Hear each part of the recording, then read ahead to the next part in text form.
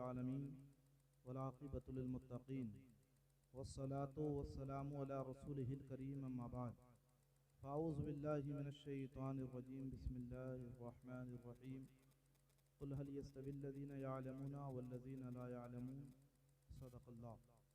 सदक़ल्लाहु मौलाना अज़ीम व सदक़ा रसूलुहुन नबियुल अमीनुल करीम व नहनु अला ज़ालिका लमिनश शाहिदीना वज़्ज़ाकिरीन वल्हम्दुलिल्लाहि रब्बिल आलमीन।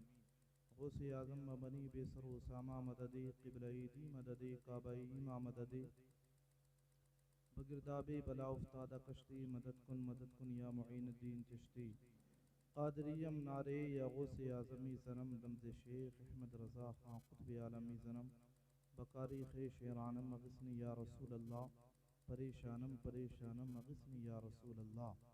आइए हज़रात मुराब इंतहाई अक़ीदत व मोहब्बत के साथ गुम्बदी ख़ज़राम आराम फरमाने वाले आका हुज़ूर रहमतुल लिल आलमीन आका की बारगाह में दुरूद पाक पढ़ने। अल्लाहुम्मा सल्ली अला सय्यिदिना व शफ़ीना व मौलाना मुहम्मद व बारिक व सल्लिम सल्लल्लाहु अलैहि सलातु व सलाम सल्लल्लाहु तआला अलैहि वसल्लम। हम आतिशे सोज़ा में भी हक़ बात कहेंगे, हम आतिशे सोज़ा में भी हक़ बात कहेंगे, कुंदन की तरह दहर में ताबिंदा रहेंगे। तारीख़ बताती है हर दौरे सितम में हम जिंदा थे जिंदा हैं जिंदा ही रहेंगे। हम जिंदा थे जिंदा हैं जिंदा ही रहेंगे। तमन्ना यही है तालीम कुरान हो जाए कि हर परचम से ऊंचा परचम इस्लाम हो। हज़रात लाइक की मुबारकबाद है जनाब हाफिज़ सारिफ साहब के वालिद गिरामी के, जिन्होंने अपने बेटे की दस्तार के मौके पर ये अजीम शान इजलास का इनेकाद किया। हाँ, और देखें बड़ी किस्मत वाले हैं वो लोग कि जिन्होंने अपने बच्चों को हाफिज़ कुरान बनाया। वाकई अगरचे ये दुनिया वाले कुछ कहें, लेकिन अल्लाह ने फरमाया कि इल्म वाले और बेइल्म वाले कभी बराबर नहीं हो सकते। हाँ, तो देखो हालात से हम भी और आप भी बाखबर हैं, लेकिन इन हुफ़ाज़ और इन कुर्रा और इन उलमा का मकाम बहुत बुलंद वाला है। और इल्म का हासिल करना, मेरे आका फरमाते हैं तलबुल इल्मी फरीज़तुन अला कुल्ली मुस्लिमिन व मुस्लिमा। इल्म दीन का हासिल करना हर मुसलमान मर्द व औरत पर फर्ज है। लेकिन हम में से 99% लोग कह लीजिए वो हैं कि जिनको ज़रूरियात दीन के बारे में पता ही नहीं है। बात बिल्कुल हक और बिल्कुल सच्ची है कि हमें ज़रूरियात दीन का इल्म ही नहीं है। लेकिन ये जो हुफ़ाज़ और ये जो उलमा की जमात और ये तालिब इल्मों की जो आप जमात देख रहे हैं, इनकी शान बहुत बड़ी है, इनका मकाम बहुत बड़ा है। यहाँ तक कि मेरे आका फरमाते हैं कि जिस बस्ती से किसी आलिम दीन का गुजर हो जाए, उस बस्ती से अजाब को उठा लिया जाता है। ये वो हुफ़ाज़ और ये वो तुल्लाबे इकराम है कि जिनकी अज़मत ये अगर दुनिया में रहे तो फिर दुनिया वालों को फायदा पहुंचाते हैं, और अगर इस दुनिया से कूच कर जाएं, इस दुनिया से चले जाएं, तो फिर मकाम और फिर मर्तबा इनका ये कि जहां इनको दफन किया जाता है तो 40 कब्रें सामने वाली, 40 कब्रें पीछे वाली, 40 कब्रें दाएं वाली और 40 कब्रों बाएं वाली, इन कब्रों से अजाब को उठा लिया जाता है।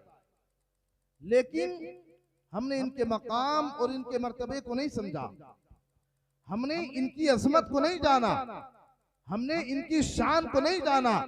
लेकिन मेरे अजीज, आज हमने ये देखा है कि लोग उलमाए इकराम के खिलाफ बकवास करते हैं, लोग उलमा की शान में तौहीन करते हैं। मैं बताना चाहता हूं कि अगर किसी ने किसी आलिमे दीन की तौहीन की तो फिर उसकी 7 नस्लों तक अल्लाह उसकी 7 नस्लों में किसी आलिम को पैदा नहीं करता। यानी जो बंदा भी इन उलमा के खिलाफ बोलता है, इन अइम्मा इकराम के खिलाफ बोलता है, पहले तो वो अपने गिरेबान में झांक करके देखे कि हमारे गिरेबान में कितने छींटे लगे हुए, हमारे गिरेबान में कितनी गंदगी भरी हुई है। लेकिन आज बंदा अपने आप को नहीं देखता, बल्कि वो दूसरों में कमियां तलाश करता है, वो दूसरों के अंदर कमियां ढूंढता है।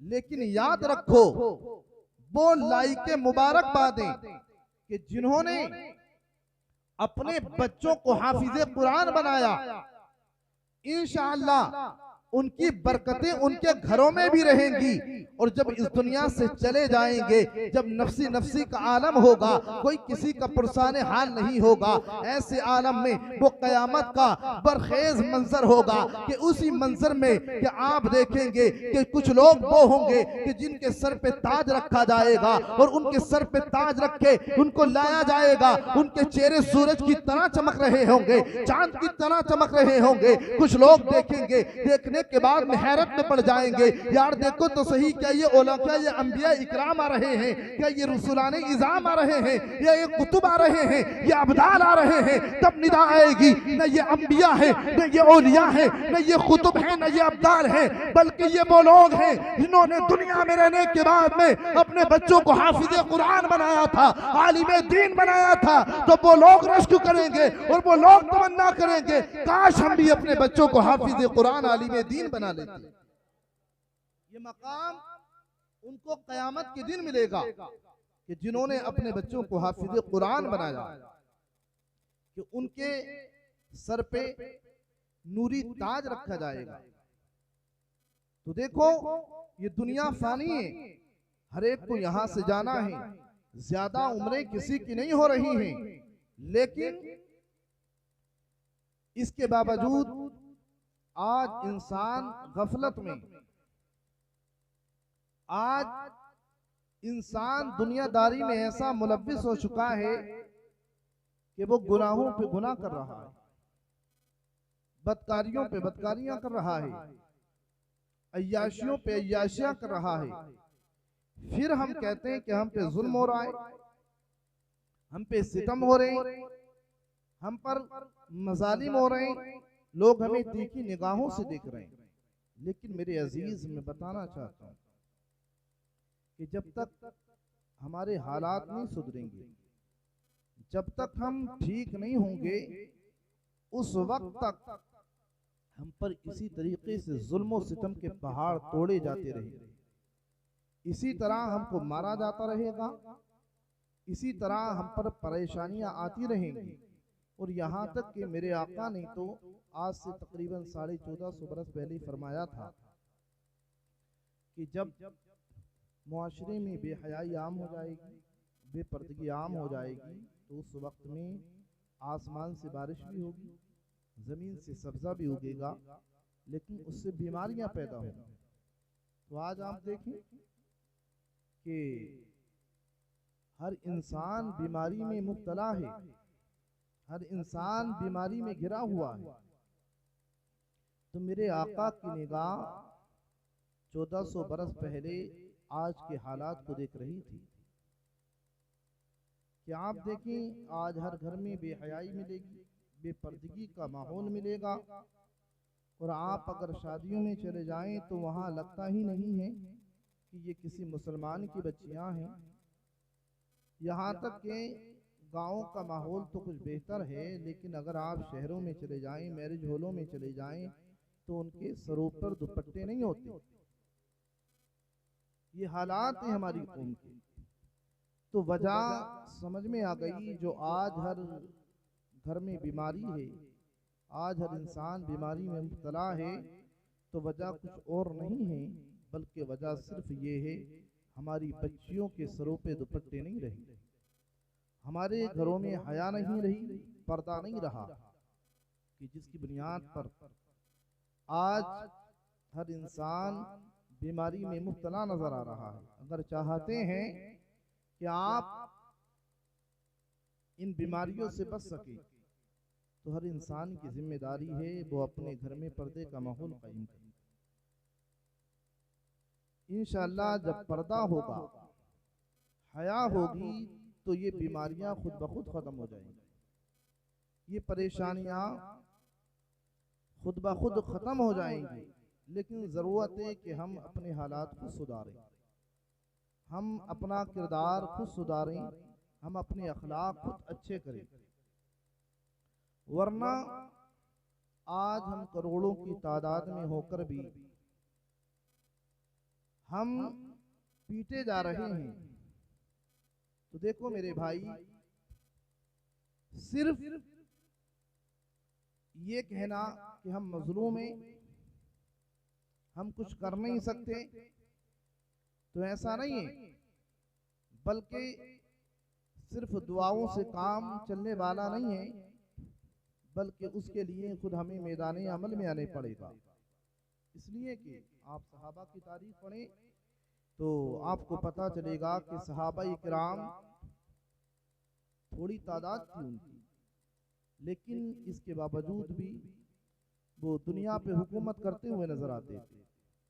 आधी दुनिया से ज्यादा पर मुसलमानों की हुकूमत थी। तो वजह क्या? वजह ये थी कि वो नबी के आशिक थे, नबी के गुलाम थे। वो उनके किरदार, उनके अखलाक इतने अच्छे थे कि लोग जब उनके अखलाक को, किरदार को देखते थे तो कहने पे मजबूर हो जाते थे, यार जब नबी के गुलामों की ये शान है तो पैगंबर इस्लाम की शान का आलम क्या। तो देखो, हमें अखलाक को अपना अच्छा करना है, किरदार कैरेक्टर अपना अच्छा करना है। और ये जो माशरे में खुराफातें हैं, इन खुराफातों से हमें बाज आना है। यानी आज हम जो मुसलमान हैं, सिर्फ नारे हमसे खूब लगवा लो, नारे उछल उछल के लगाएंगे हम। लेकिन अगर हम पूछें अपने भाई से कि भाई तेरे नमाज याद है, तो हम में से 95% लोग वो हैं कि जिन्हें नमाज़ें याद नहीं है। ये बात बिल्कुल हकीकत है, बिल्कुल सच्ची है। यहाँ तक कि हम मसाजिद में रहते हैं, इम्मा इकराम रहते हैं, अगर हम नमाजें सिखाने लगें और यहाँ तक कि वो हमारे बुजुर्ग कि जिनकी दाढ़ियां सफेद हो गई, जो झुक के चलते, अरसा हो गया नमाज पढ़ते पढ़ते, अगर हम उनसे कहें क्या तुम्हारी नमाज़ें याद है, तो उनके सुभाना तक याद नहीं। यानी दुनिया में हमने दुनिया की दौलत तो खूब कमाई, हमने दुनिया की बातों में तो अपने दिमाग को खूब लगाया, लेकिन हम अगर जिंदगी में अगर कुछ नहीं सीख सके तो वो इस्लाम नहीं सीख सके, कुछ याद नहीं कर सके तो सिर्फ नमाजें हमारी याद ना हो सकी, वुज़ू के तरीके तक हमें याद नहीं, नमाजों की जो रकातें हैं उनकी तादाद तक हमारी कौम के याद नहीं। लेकिन हम नारों में सबसे आगे। हमसे आप दुनिया के बारे में पूछे तो बचपन से लेकर के बुढ़ापे तक की बातें हमारे याद हैं, लेकिन हम बूढ़े हो गए, हमारी टांगें लटक गईं, लेकिन जो है हमारे नमाजें याद ना हो सकी। तो देखो मेरे भाई, इन जलसों का पैगाम और यहाँ आने का मकसद सिर्फ ये है कि जो उलमा बयान करें, आप सुनने से ज्यादा उस पर अमल करने की कोशिश करें।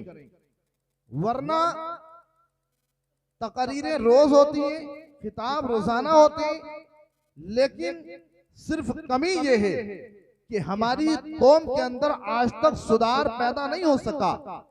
तो उलमा का काम सिर्फ बताना है, अमल करना ये हमारी कौम का काम है।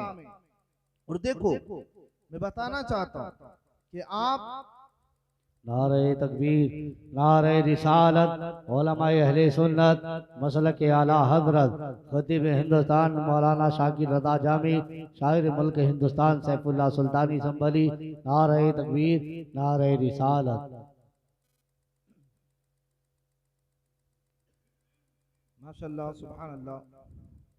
देखिए, स्टेज की रौनक में और ज़्यादा इजाफा हुआ। खतीब अहले सुन्नत भाई शाकिर जामी जो है तशरीफ़ ला चुके हैं, और साथ ही साथ शायर इस्लाम मद्दाह खैरुल अनाम सैफुल्लाह सुल्तानी वो भी तशरीफ़ ला चुके हैं। और अजीज़म मौलाना अकरम हुसैन साहिब क़िबला हज़रत का भी आपको खिताब सुनना है। बहरहाल बात चल रही थी कि हमें जिन बातों पे अमल की ज़रूरत है वो क्या है। हमें नमाजें याद करनी, नमाजों के तरीके याद करने। बिल्कुल, बहुत बढ़िया बात है। उसके अलावा हमारे जो वालिदैन हैं, हमें इनकी कदर करनी है, इनकी अजमत को हमें पहचानना है, इनकी शान को हमें जानना है। जी जी। क्यों आज जब बंदे पे जवानी आती है तो वो अपनी जवानी के नशे में सब कुछ भूल जाता है, लेकिन उसे मालूम नहीं है जिस तरह ये जिंदगी बढ़ रही है, धीरे धीरे जो उसके जिस्म की ताकत है ये खत्म हो रही है। यानी इंसान हर वक्त एक सा नहीं रहता, बल्कि जैसे जैसे उसकी जिंदगी गुजरती रहती है उसके जिस्म की ताकत कम होती रहती है। अगर आज हमने जवानी के नशे में अपने वालिदैन को सताया, उनको तकलीफ दी, उनको परेशान किया, तो मेरे भाई ये वालिदैन की एक मोहब्बत है। अगर आप इनसे मोहब्बत करेंगे तो इसका सिला आपको दुनिया में मिलेगा, और अगर आप इनको तकलीफ दें, इनको परेशान करें, तो फिर आपकी औलाद उससे ज्यादा दुनिया में आपको परेशान करेगी।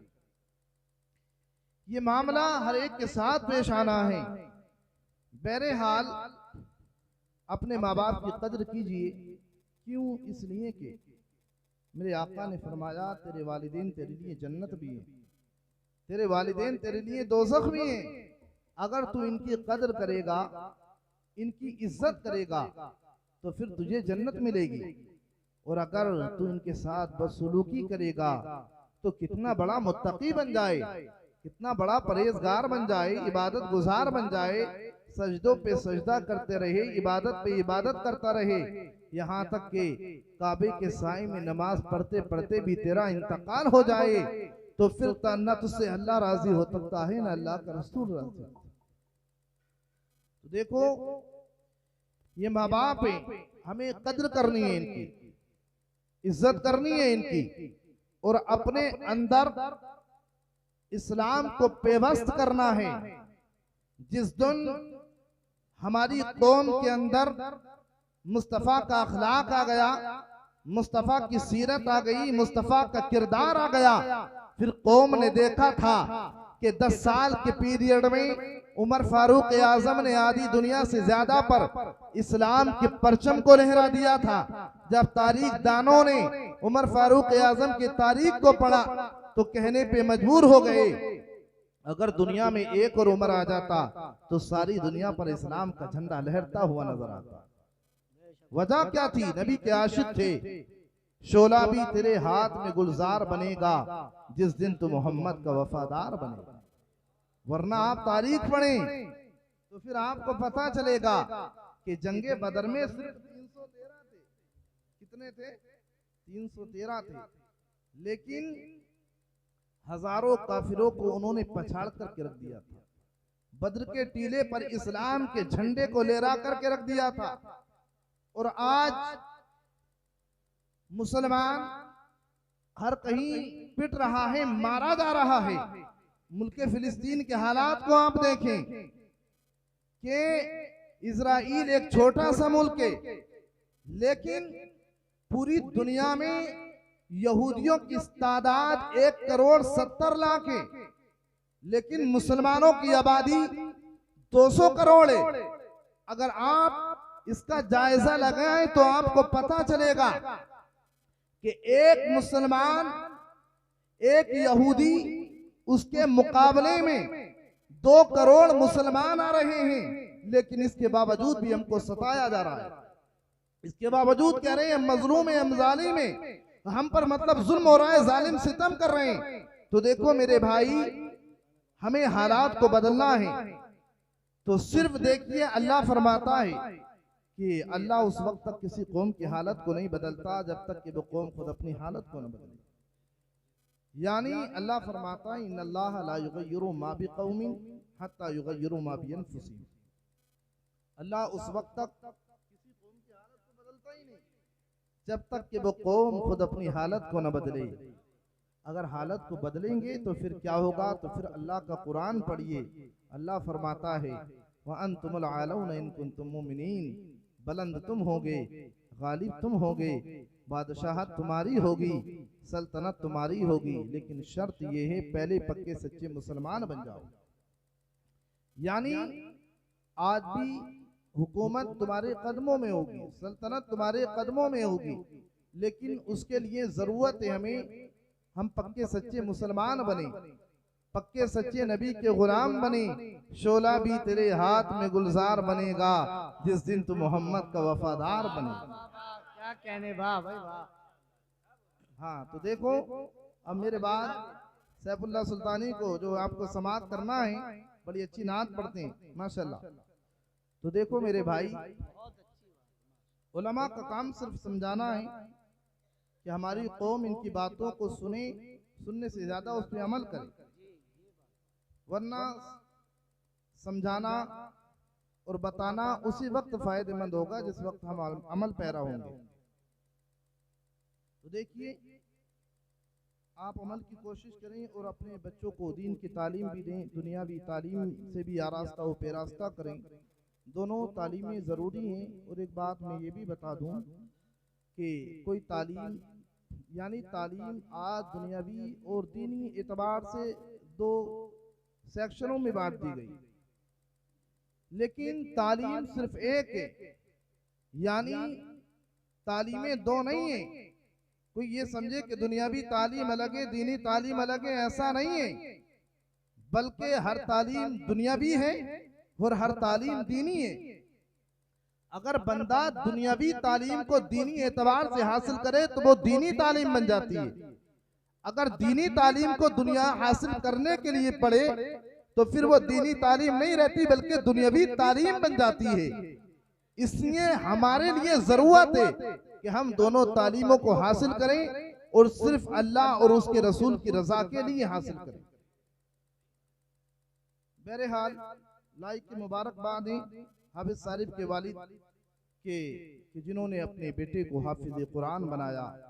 और हम चाहते हैं कि हर इंसान, हर शख्स अपने बच्चे को हाफिज कुरान, आलिम दीन बनाए और रसूलुल्लाह के दीन की खिदमत के लिए उसको दुनिया वालों के सामने भेजे, वो दीन की बातें बताए। बस मैं तो यही कहूँगा, तमन्ना यही है तालीम कुरान आम हो जाए, हर एक परचम से ऊंचा परचम इस्लाम हो जाए। अल्लाह की बारगाह में दुआ करता हूँ मेरे कहने में गलती हुई हो, अल्लाह रब्बुल इज्जत माफ़ फरमाए, कहने से ज़्यादा अमल की तौफीक अता फरमाए। सारे लोग कलमा शरीफ पढ़ लें, ला इलाहा इल्लल्लाह मुहम्मदुर रसूल।